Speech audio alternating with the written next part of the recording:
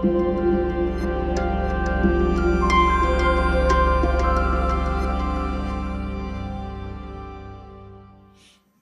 everyone. My name is Nick Herring. I'm the Technical Director of Infrastructure for EVE Online at CCP Games, which is a really long title for Cosmic Plumber. We'll be talking about Quasar, which is a collection of technologies that we've employed to evolve the development stack for EVE Online. This includes things like gRPC. It includes things like Kubernetes and Golang. We'll talk a lot of different technologies as we work our way through. And first, we'll kind of go through what is EVE Online, for those of you that might be unfamiliar. We'll talk a bit about EVE's network topology and what that looks like and how that's evolved over time to get us to this point of solving some of these problems with a system like Quasar. And ultimately, how we fundamentally worked on changing how we build services in EVE Online from a technical aspect and from a cultural aspect. And so hopefully we can drink from the fire hose fast enough to get to some questions towards the end. And let's just start with EVE Online. EVE Online has many different names. Internet Spaceships is probably the most endearing one. There's also Spreadsheets in Space. I recently heard the one Space Lord Simulator. Most people, though, watch EVE Online from afar in the sense that they hear about the heists in corporations or alliances, players basically liquidating all assets of other players in massive theft. That takes like 1 to 2 years to kind of really pull off. But ultimately, what allows this to happen is that EVE is a single shard sandbox MMO for spaceships. And from when we say single shard, this means that EVE Online doesn't really have realms or regions. Everyone's connecting to the same server and playing with the same resources and playing in the same universe. And then when we talk about sandbox, one of the more emergent mechanisms inside of EVE is probably the player-driven economy. And with our market, the kind of market transactions are roughly 500,000 on a slow day. And this represents probably about 12 billion items moving around in the universe. But keep in mind that number is pretty high, it's not that high considering that those things involve like munitions, weapons, ships, raw materials. And probably the other, biggest claim to fame for EVE Online is the massive fleet fights that we have. We're in the Guinness World Record for most concurrent participants in a multiplayer video game for a PvP battle, around 6,500. And we'll talk a bit about how dealing with the natural tendencies of the player base to all congregate and want to basically have a brawl in the same place, how that kind of affects some of the technology decisions we made and the techniques that we use to deal with that kind of server load. And to get a little bit more perspective on what that means for EVE Online, we can't really just make these broad sweeping changes easily because EVE Online has been in development for about 20 years. I shouldn't say in development. EVE's been running for 20 years, but we've been developing on it that entire time. It released back in 2003 and started development a few years before that. After 20 years, this roughly looks like a little bit more than 2 million change lists in Perforce. And kind of as a silly unit of measurement to give a little bit of perspective on the size of the code base, we talk in the measurement of how many UE4s this represents. And so if we start with the C++ aspect of the engine, this contains things like the renderer, the simulation engine, and the C to Python marshaling, along with all of the other middlewares that we have that are integrated into the engine itself. Next up is the SQL code base, which is a lot of the backbone of EVE Online originally, because this represents about 7,000 procs that power the persistence of EVE Online, and also has a lot of the logic of how the gameplay works itself. I would guesstimate there's probably around a 30-70 split for SQL to Python logic, because some of that logic is in SQL procs. A majority of that logic is definitely in Python code. Speaking of Python, this represents our rules engine and all of the services that we'll be talking about, the proprietary protocol that we have for our network layer, And this is all powered by stackless Python as well. And then kind of because we got curious a little bit while doing these numbers, ultimately looked at how much authored content is in the universe. And that ended up being a concerning 53 million lines of YAML. This is ultimately where originally the universe in EVE Online was authored inside of a SQL database, but then that was eventually all pulled out to be authored on file, simply to take advantage of source control mechanisms like Perforce. And so moving on to a little bit about what the topology of EVE looks like.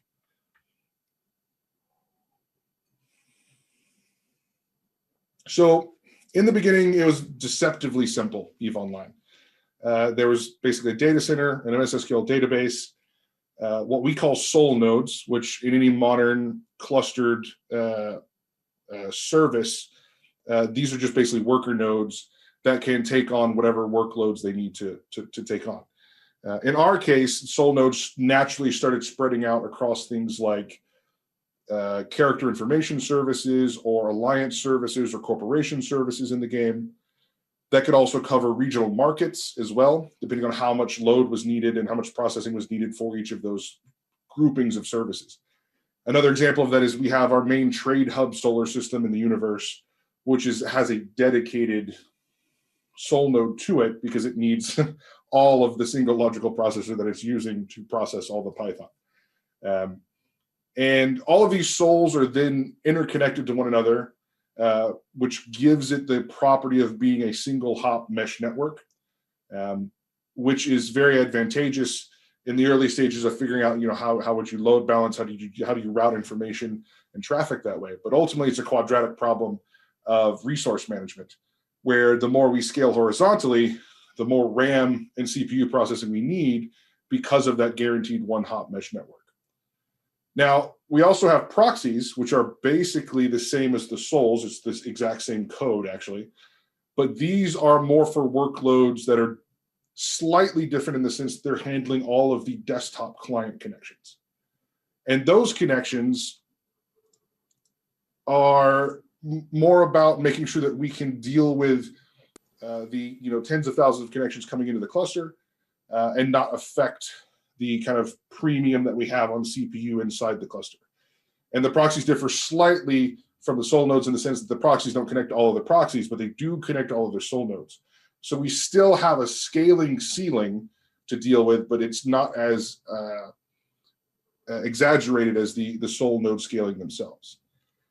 And all of these are connected with a proprietary network protocol that we have. And this is built on top of what we call Carbon IO. And there's a lot of mechanisms that we have in a certain era of EVE technology where we just have Carbon as part of the name, and we'll talk about another one later on. But Carbon IO is basically it powers the proprietary network implementation of the protocol in Python. And this combines with techniques like IO completion ports, which is akin to e-polling for Linux, but it's specific to Windows. Because these servers are running on Windows. And IO completion ports basically allows us to defer scheduling, checking if sockets are available or not, which is an actual benefit for us because we use stackless Python, and Python, regardless if it's stackless Python or not, can only do one thing at a time. So anything that you can do to save scheduling time when it's not needed will be a benefit to performance. And so moving forward a bit, we have kind of an interesting evolution and reaction that happened in the infrastructure of EVE Online very early on. Whenever there was a release, and just for clarification, we kind of collapsed the souls and proxies into monolith services as we move forward to kind of declutter some of these diagrams. But as we made new releases for EVE Online, we realized that the players understood that information was power. And instantly with a new release, with new information that was put on a website or on a forum, that would be scraped by bots almost immediately, causing traffic problems and availability problems for both the forums and the websites. And so a response to that was made where the XML API came online. And this is just this is XML over HTTP. And it just had a direct read-only access to the persistent state of the universe itself. And this had some heavily aggressive caching on the API itself, so that probably you wouldn't get anything up to date in faster than an hour timetable. But this was all built to protect the services, but also provide a ton of information to the players.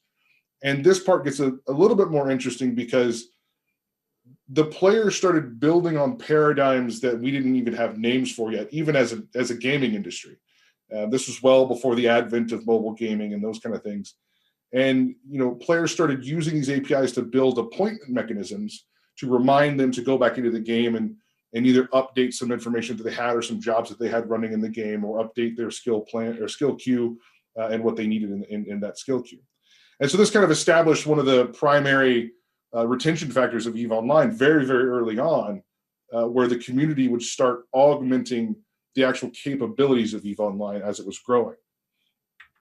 Then we kind of moved into the era of Web 2.0. And with this brought on all of the kind of federated logins, OAuth 2, all of those kind of things. And this is where we started introducing more applications out in the wild that were integrated with a lot more of these services, like the websites and like the launcher at that point in time.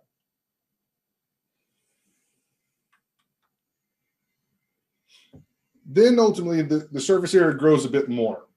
We get to the point where CCP Games starts building a first-person shooter for PlayStation called Dust 514. And one of the goals was to connect Dust 514 with EVE, because they were in the same universe, where you could call in an orbital strike from the PlayStation console to an EVE player in a spaceship. And they succeeded at that, but they needed a way to solve for the problem of, how do I make a network call from a PlayStation console to EVE? We're not going to rebuild all the proprietary protocol and make it compatible with PlayStation and all these other things.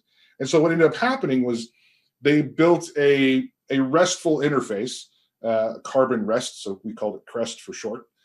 And this was a hypermedia RESTful JSON API. And hypermedia is a version, a methodology of RESTful implementation where it's a bit more academic in the sense that it's all about self-referential links and self-documenting information, so that basically any kind of bot could go through and rebuild and find information that you need. But we slowly learned over the years that it's humans that write the integrations with those applications, not robots. So that was a pro and a con for that API as soon as it was created. Now, the CREST interface solved two problems. The biggest problem being that the XML API was read-only, and so we couldn't actually affect any change in the universe. But then there were special endpoints made that only like the PlayStation Network could talk to for calling in these orbital strikes or making these requests for orbital strikes. And that created a new interesting paradigm where we could write into the universe, or at least we had a path to do so, with this RESTful API. Now, we didn't necessarily open this up initially to everyone, but ultimately it kept growing and growing the same way that the XML API kept growing. And while we allowed write endpoints, they weren't necessarily affecting the universe the same way that like Dust could affect the universe. So what I mean by affecting the universe is most of these endpoints that you could write to, they would allow you to send an EVE mail or set your autopilot path or change your contact list in the desktop client, those kind of things, something that's localized to the actual character itself. The other interesting problem that this solved was that it dealt with the problem space of needing to understand the schema of the database. Because CREST was actually built on top of the Sol node code in the same way that the proxies were. So it had access to all the proprietary protocols and all the runtime information, so it didn't really need to care about drift between developers in the monolith services versus making sure the XML API could keep up with the changes in the database schema in the database. It all just had direct access to this information. And so that was probably, again, a pro and a con in the sense that it gave us the capability to get runtime information and not necessarily have to fight with whatever the state of the database would eventually be.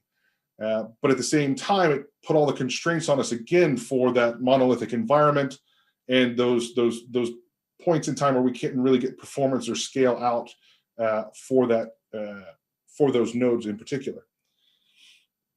And so then we get to, what kind of, how do we categorize the problems of this surface area? So to kind of reiterate some of these pieces, we're using stackless Python. We're dealing with the global interpreter lock in Python. This is the piece. The global interpreter lock is the piece that only allows Python to do one thing at a time. And then there's also Carbon IO, which again got a lot of speed ups with IOCP implementations. But ultimately, we'd have to, like, all roads lead back to the global interpreter lock. We'd have to find a way to get around the global interpreter lock itself. Then we have the problem of the database.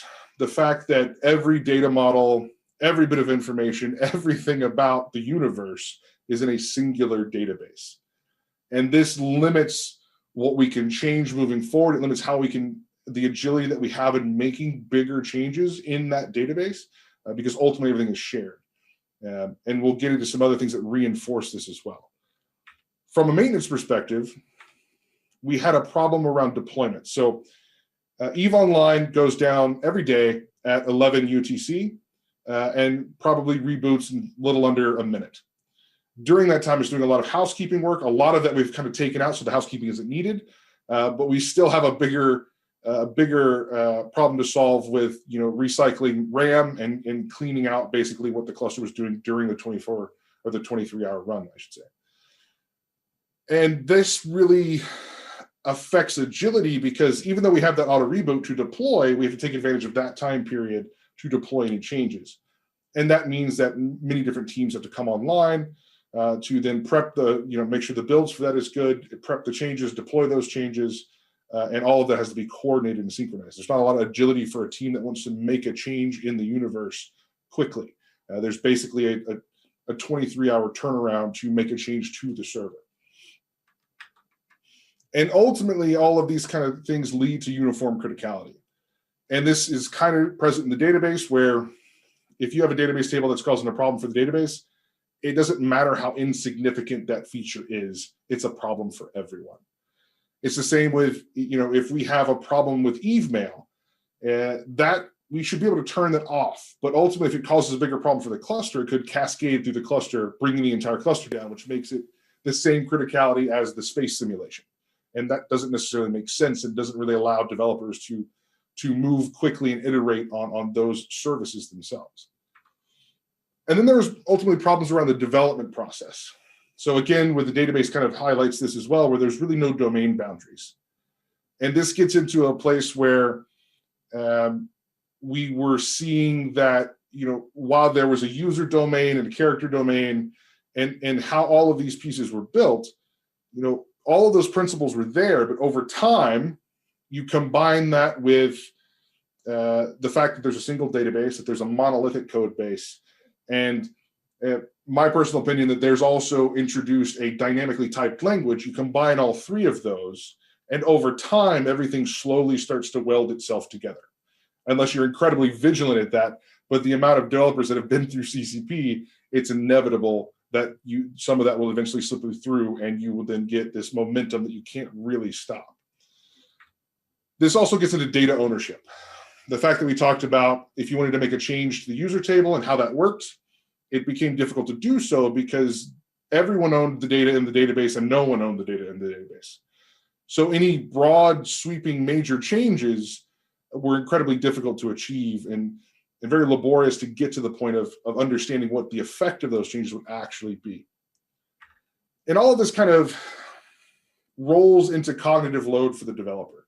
There are so many different things that a developer needs to keep track of in order to build a feature, in order to get anything done there. And our developers have gotten really, really good at this.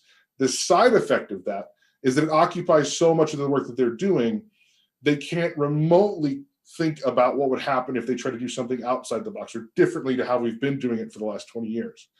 And that's where the real problem lies as far as building new features and making things more interesting for EVE Online. And so taking that away and looking at this again, this kind of became the list of problems that we had to solve in Quasar's infancy. And Quasar didn't really come about as a singular idea initially until we started seeing these patterns form. And those patterns started forming in the same way that the patterns formed for the Crest APIs, where Dust had a need for that product, and they were trying to implement the need for that product. We then started another project where we were going to add a companion app to EVE Online, so a mobile app for EVE Online. And when looking at that, there's all sorts of pieces of that puzzle that don't make any sense. It's in the terms of how EVE Online works. The fact that you could send a message to somebody who isn't online in EVE doesn't make sense unless it was EVE mail, unless there's some layer of persistence to it. There was no concept of queuing or deferring information in any of the real-time systems. And then also just thinking about how many systems would be online to ask questions about this would be even more interesting to see as we saw all the heavy caching that we were doing with the APIs themselves. And we wanted this to be more reactive and would be more dynamic in the sense of what you could do with the application itself. So we started building what we call the EVE Swagger interface, ESI, we call it Easy. And EVE Swagger interface is based off Swagger Spec originally, which is now Open API. And we did this because we wanted something concrete that our actual community could take and generate code with and build some interesting things with. And that was a long process, and we went through a lot of things, and we eventually migrated over everybody to Easy from XML API and Crest API, and those are gone. All for the better from what we've heard from the community as far as how they've been able to build things on it. But then we started thinking about when we first started building Easy, we tried to understand, okay, well, where do we put this? How do we deploy this? Because we know we don't want the 23-hour cycle of deployment. We definitely don't want that. And how do we make sure that this doesn't roll into the same level of criticality as the rest of the pieces of the cluster? And how do we make sure that we stay away from any of the production database? Like the third-party API is not the same criticality as if people can actually play the game. So we need to be careful about making sure those don't actually connect to one another. And so with that, we started getting into products like Kubernetes and cloud providers. And the cloud providers basically allowed us to provision any of those pieces that we needed for running a database. We could just online a Postgres instance and not have to worry about our massive MS SQL instance. And then Kubernetes, we actually got into Kubernetes pretty early on. I don't know if that's a bad thing or a good thing, considering how many people talk about and joke about whether or not you need Kube. But we've been growing up with Kube since probably 0.16, pre-V1. And this has given us a lot of power over how we see developers building services and deploying them and maintaining them. And this has also given us a lot more tooling around dealing with things like uniform criticality, in the sense of Kube will make sure that you have services that can deal with being restarted, so make sure you have redundancy and all these other things. So just by nature of how Kube works, that gave us kind of a leg up in how we were building those types of services to make sure we had zero hit downtimes when we were transferring from one pod instance to another, for example. But then we were looking at, okay, now we have a place to put these services. How do we communicate with our primary cluster? And that all came into a message bus. The message bus ultimately is one of the key aspects of the architecture of Quasar, in the sense that we discovered we could sidestep decades of technical debt with a message bus. It gave us an escape hatch to get in and out of the legacy code base. And then once we had a message bus connected and working through that, and I think we originally started with Google Pub Sub, and then eventually we wound up in RabbitMQ. During all that period of watching this ecosystem explode inside the message bus and the growing in surface area, we realized, okay, we need a way to deal with our messages a bit more clearly, because at the time they were just JSON messages flying around. And it became very obvious very quickly that we needed to change that. So we started looking into protobuf. We looked at many other schema-based things, but ultimately landed on protobuf. And this one's interesting because it actually ended up helping us define domain boundaries really, really well in our ecosystem, because it introduced this new concept of modeling into the system that we didn't have before, where it wasn't just a random Python function that just appeared with some different arguments that had to work for the whole system to work. It forced our developers to think about a little bit more about what they were building and how that worked into the whole ecosystem. And so I started creating these nice domain boundaries, or helping us with that. And we intentionally started off with this because we initially started off with the proto definitions, our repo for the protobuf definitions. We initially started off with the technique of consumer-driven contracts, where the idea was that if you need something from the ecosystem, convey that, express that in protobuf, and then have the teams who are responsible for producing that information be able to provide you with that information. And that ended up working pretty well for us for quite some time. Now, one of the reasons that we picked protobuf, in addition to all the other reasons, is that we had our eye on gRPC, because we knew eventually we'd have to deal with the fact that we shouldn't be in the business of building a protocol. That doesn't make any sense unless it's solving a specific problem. And our protocol was solving the problem of generic services across the board, not a very specific problem. And so one of the reasons why we picked protobuf is to lean into gRPC eventually. And then we got to that point where we started thinking about, okay, protobuf has this interesting characteristic where you can generate C++ code and Python code from the same message definitions and load that C++ module into the same memory that the Python module is loaded. And Python will then marshal to C++ and let C++ do the serialization. So right off the bat, we got a huge performance increase in serialization because ultimately Python wasn't doing the serializing, C++ was. And it was doing it in such a way that we didn't really have to care about the complexities behind the scenes of whatever scalar values we were using inside of protobuf. That was all covered. It also had the interesting side effect of providing a more type-safe environment within Python because protobuf was enforcing the types that were being applied there. And then we started thinking about this process of, okay, if we can marshal things into C++ the same way that protobuf does, why couldn't we do that with messages? Because ultimately, the biggest problem that we have is when we're looking at fleet fights, we saw 30% of our time was being spent in three major places: serialization, transmission, and multiplexing.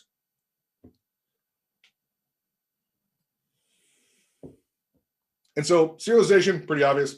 Transmission, while we do get benefits from IOCP, it doesn't change the fact that we actually have to put the data on the socket. So that was also a percentage of the actual CPU time. But then there's also the multiplexing. And what I mean by multiplexing is fan in, fan out of messages itself. So for example, 1,000 people in a solar system, one person fires, that's 1,000 messages, technically 999. But you get the point that we then have to multiplex out of Python into those clients eventually.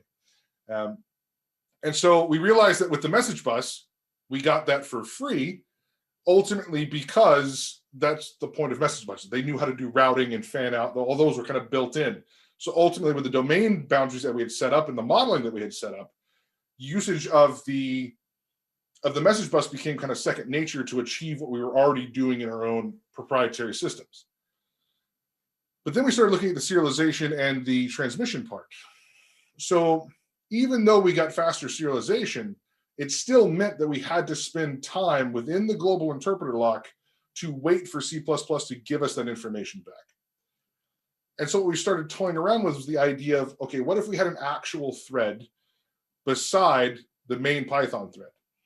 And when I say things like actual thread, so stackless Python operates on a single logical processor, the end.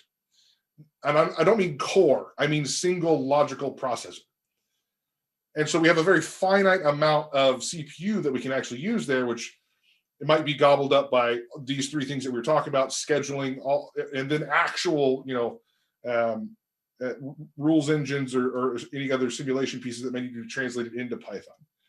But ultimately, we realized if we have a separate thread doing this, we could simply marshal the messages to and from Python and C++, but then have a dedicated C++ thread just burning on the actual gRPC implementations, and then just handing those versions over to Python because we've already generated the Python version of those messages. So it gave us a nice ecosystem to sidestep the global interpreter lock completely. Now, we can still only go as fast as the global interpreter lock, but theoretically that gives us a 30% performance increase because we're no longer needing to care about serialization, transmission, or multiplexing because the rest of the ecosystem kind of takes care of that. And that's really the core of where we started looking at this whole system holistically, and where the name Quasar started to come from. And then once we had that, And we realized, well, we've done this in the server, we've proven that that works.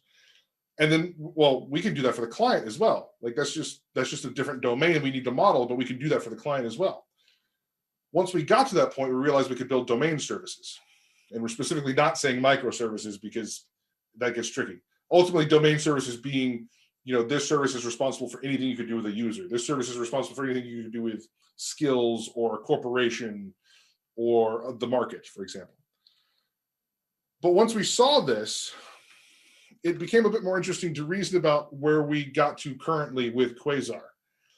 It allowed us to then sidestep all of those pieces of the previous era of technology, because we could isolate the domain services and every resource that they need in a cloud provider, but we needed a way to get to and from all of these pieces. So one of the other things that we learned early on was running a message bus or having a message bus is tricky because most people just want their messages. The side effect of that sometimes is that they start treating it as a hard drive. And because of that, because of the domain services, we want to really standardize all of that across the board based on the RPCs that we defined in the gRPC protobuf definitions. We onlined the service gateway, which represents our east-west traffic, which is ultimately any kind of CCP networks that we have, which is our cloud provider and our data center, among other networks as well. And then for anything that was outside of those networks, it was north-south traffic, we had the public gateway. And so on the service gateway side, that was basically all of our services and our legacy services connecting into the service gateway with gRPC. And on the client side, we had all of our applications connecting in through gRPC into the public gateway. Now, it's not technically all gRPC. So the desktop client and the launcher, those are definitely gRPC. Those have full connectivity and have full capabilities. But things like the third-party APIs, easy, is still going through a Swagger spec interface and then getting to the message bus. The websites and the installer are going through a HTTP gateway, which then translates that into events on the message bus. The mobile client, also same as the third-party APIs, it has a backend that has direct access to RabbitMQ. And so with all of these pieces, we basically kind of were able to address most of the problem spaces of being able to go from proprietary technology to standard technology.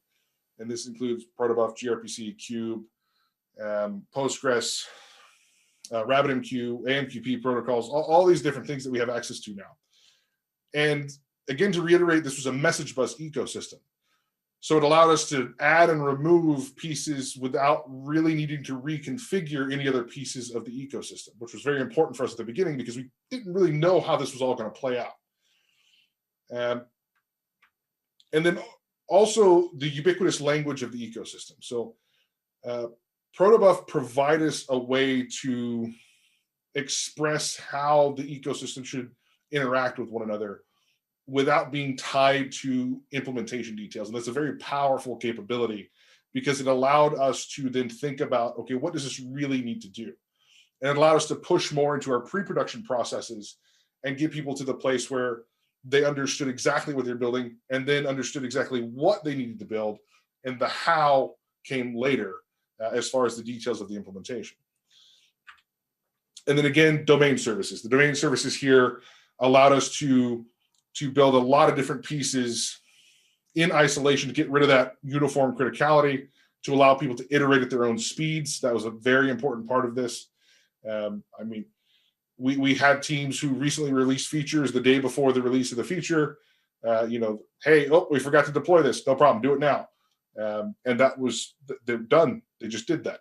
And that's a wildly different cultural experience than what the rest of our developers are used to, where it's 11 o'clock, server goes down, switch out everything, work with all the other teams, get it back online, hope everything's working correctly, or else we have to have another downtime, or hot fix it until live reload code until we get to the next downtime. And so what have we kind of learned from introducing this suite of technologies into our ecosystem? So the first one we kind of touched on earlier is the micro versus domain. We've been very careful not to call them microservices simply because we kind of got the feeling that nobody knows what that means. And ultimately, this came from mobile and web, where you have better isolated systems, like completely orthogonal systems that are interacting with each other on a specific client, like a browser or mobile app itself. Whereas a game client intrinsically is a monolith. Like, we're not going to get away from that anytime soon, but that'd be very interesting to see us kind of grow out of that. But everything that we have is very coupled data. Ultimately, everything inside of a game client needs to interact with everything else in a game client, and you have to separate that by boundaries, those boundaries being domain boundaries. And so these are one of the first things that we learned. Another big one was, and this is probably another conversation in and of itself, is message bus versus service mesh. We, again, like we said earlier, chose to go with a message bus simply because it was easier. It was just so much simpler because we could see everything in one place. We understood how we could add and remove pieces to the puzzle and not have to worry about what was on the other side, as long as producers and consumers were doing their jobs. Whereas a service mesh has a lot of complexity up front. A service mesh is great if you know exactly how you know the change is going to play out. We do keep an eye on things like Linkerd and Istio, as well as things like Envoy and Ambassador for Cube. But ultimately, we're pretty happy with our message bus ecosystem, especially after we saw a recent release from Linkerd about performance. They have probably, I think they said a 20 millisecond overhead. We're seeing a 5 millisecond overhead in our ecosystem, so we're still pretty happy with that. Unless that changes anytime soon, we probably won't be heavily looking into a service mesh shift. But that's one of the first big conversations that we had about the ecosystem. We also learned that APIs represent team boundaries. And this is a really big one for the cultural aspect of it, simply because when teams were working in the monolith, they had to solve all of the problems. And once you started peeling away some of those problems, they got more freedom to do more things, basically focus on the product they're trying to build. It got a little bit more interesting. An example of this is usually when teams build something, a new feature, they're building tooling for the customer support, the game masters, player experience, those types of teams. But in this ecosystem, what we do is we basically just say, build the API, and then we'll help the tooling teams use that API, but you don't have to provide the tooling for it. So these teams that then had to worry about a UI for how to manipulate or administrate their feature, that kind of all kind of fell away, because ultimately it was about the API and what the actual functionality of the feature was. And then ultimately, like, relatively speaking, new technology is easy, culture is not. And we learned this in a very interesting way because the TD of EVE Online, the head Cosmic Plumber, we were working with a lot of teams and building these different pieces, and we were trying to understand, like, the problem isn't learning the technology. The problem isn't the time to learn the technology. It's not that nobody they don't want to learn the technology. It's not complex technology. We learned that the cultural shift from working in a 20-year-old code base to a newer, more progressive code base, in the sense of having modern techniques involved, like upfront test-driven development, upfront domain-driven design, all of those things built in, you have these almost subconscious behaviors that happen, because they're not, the developers aren't belligerent or malicious in any way, but when you have this giant umbrella of a monolith, you think about things differently and you worry about things in different ways, because you have to, because of all those big, that uniform criticality. And then a lot of that kind of allows you to get away with some interesting things that you wouldn't normally get away with if it's a very isolated and focused project. And so this was probably the biggest cultural change that we had to deal with in general. But then overall, like, why this holistic approach? Why not fix things individually? I mean, we ultimately saw what the outcome of fixing things individually with the XML API and Crest was. But we've been talking internally and externally about Eve forever. Like, how does Eve live into the next decade? And so we know that Eve needs to fundamentally change to continue into the next decade. And that fundamental change cannot happen if we continue to work in the same manner. And so Quasar has become our stepping stone to allow and facilitate that fundamental change in how we build and maintain EVE Online. And yeah, that about wraps it up. Thanks, guys. I appreciate your time, and I think we might have some time for some questions.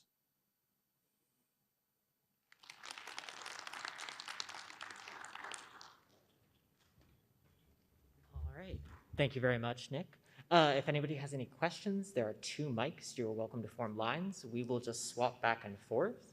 If anybody has more than 1 question, please ask 1 question at a time, then go back to the back of the line and come forward again so everybody gets a chance. And I also just want to remind everybody after this session, if you could please fill out the survey. It gives him feedback, it gives us feedback, so we can do better. Okay, thank you very much, everybody. Hi, can you hear me okay through the mask? Sounds good.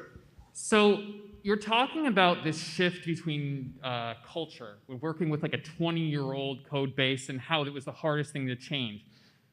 Assumably, you'd think that now for the next 10 years, to solve the issue of having to go through that culture shift again, do you have any plans to kind of like prophylactically address when you're going to make the next change in culture in order to like integrate the new forms of tech and make that switch easier? So the interesting part about that is we're in a different phase of the lifespan of EVE Online.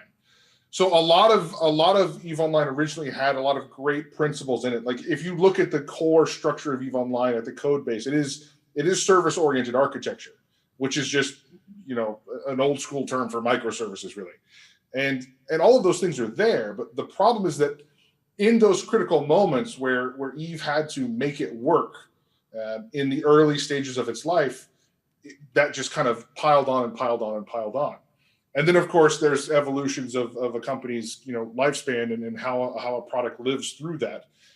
And some of those things have to do with the fact that at some point they just were just like, great, Eve's awesome, let's just keep adding things, and there was nothing really mitigating those factors. And so ultimately what we're looking at here is to make sure that we're more modular in the sense of, back then Eve had to invent a lot of things.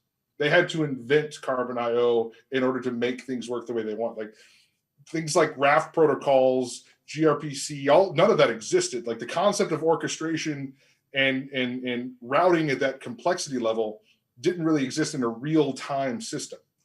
So I think the biggest difference here is that the philosophy has changed, where the team that started this project, we had the motto of, if you can't Google it, don't use it. Simple as that.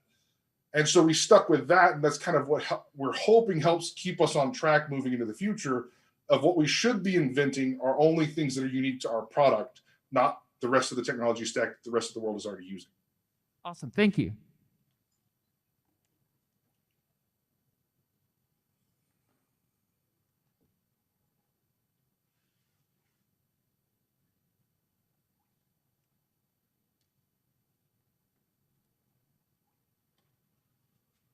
Hi, can you hear me? Yep. Yeah. So I was wondering, seems like one of the major problems with Eve, with so much information moving around, is that you need to keep an authoritative kind of copy of the information so that you can prevent kind of desync.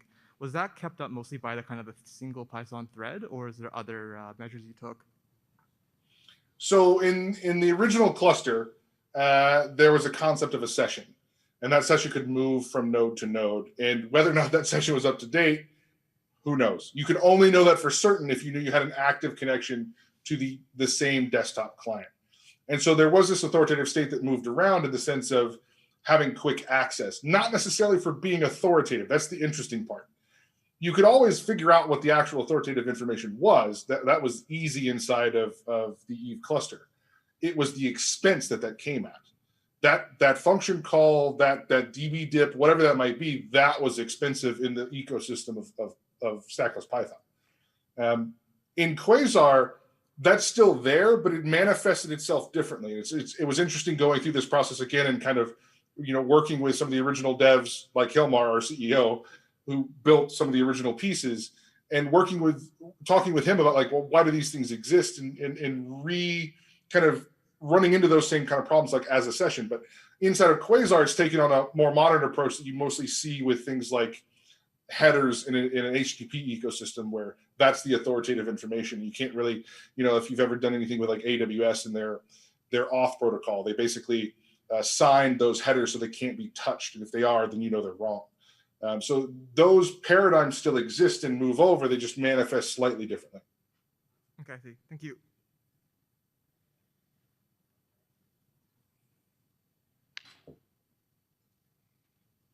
Hey, Nick. Quick question for you.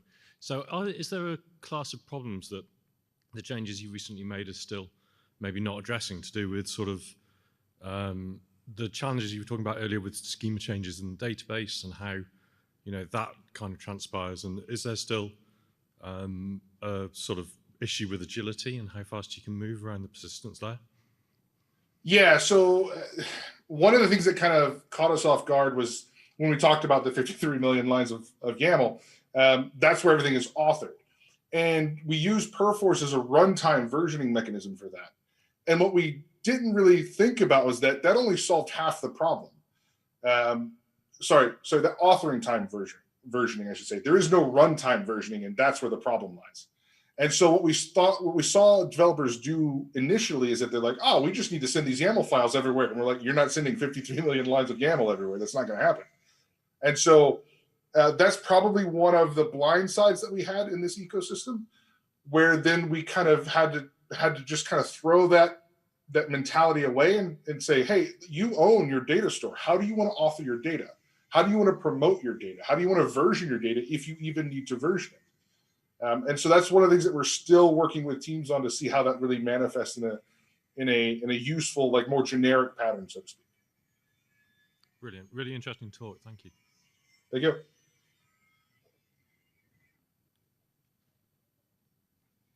Hi there.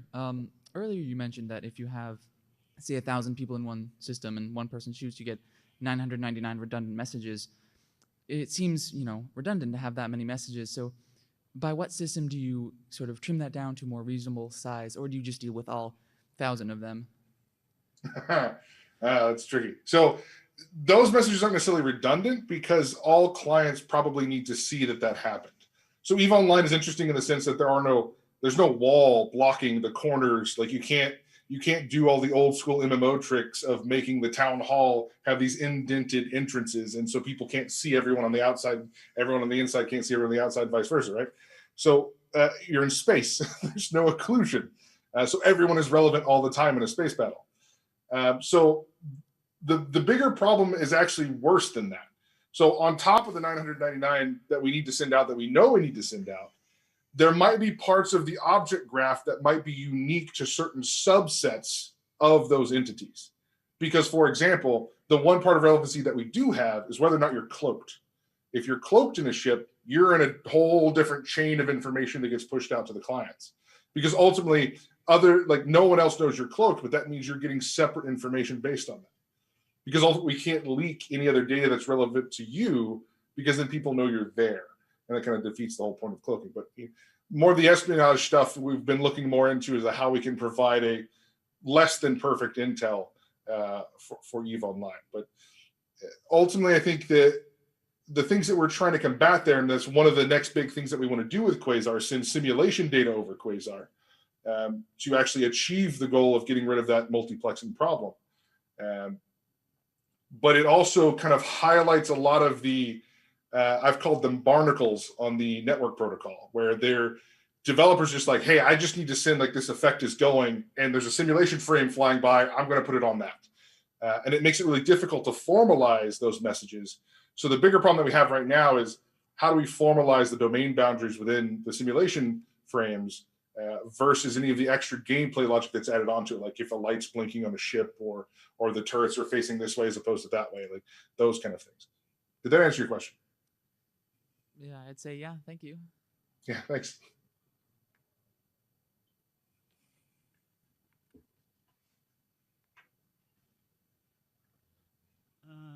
Can you hear me? Yep. Do you have any data on how the transition to gRPC increased the performance on the messaging system between the client and your server side? Yes, actually, we saw. So it's comparing apples to oranges, really, because ultimately within a stackless Python ecosystem, there's a bit of a tax. That tax comes from the scheduler. So the more stuff that you're doing, the more latency you incur, just by definition. It's not because you're using more, like, I mean, it is because you're using more CPU, but it's the one logical processor that you have. So it's a bit apples to oranges, but in general, we've seen probably an average of 60 millisecond performance increase across the board. And in some cases, it's been more profound than others. Okay, thank you.